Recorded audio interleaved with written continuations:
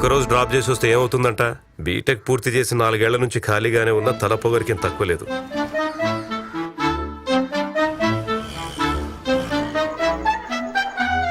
నేను డ్రాప్ చేశాను కదరా, ఓ 50.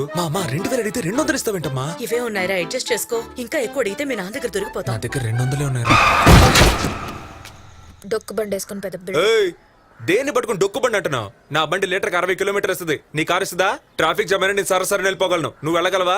పెట్రోల్ అయిపోతే నేను తొక్కుంటూ ఇంటికి వెళ్ళిపోతాను. నువ్వు రాగలవా?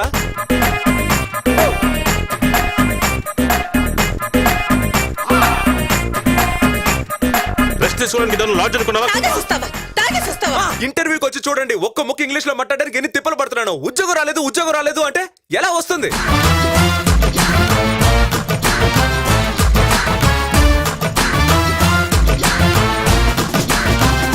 నిన్నెక్కడ నరికి పోగులు పెడతా. ఏంటి సార్, పాపిడి తీసి పక్కకు దువ్విన చుట్టూ కళ్ళజోడు ఇవన్నీ చూసి మంచోడిని అనుకుంటున్నారేమో. యాక్చువల్లీ నేను చాలా బ్యాడ్ బాయ్ సార్. నోరు తెరిస్తే నాకు బూతులు ఎక్కువ వస్తాయి.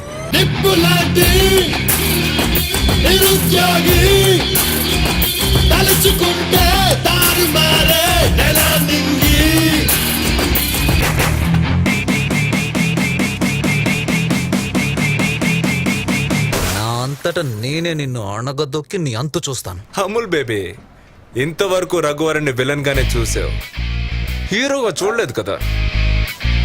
ఇక ముందు చూస్తావు.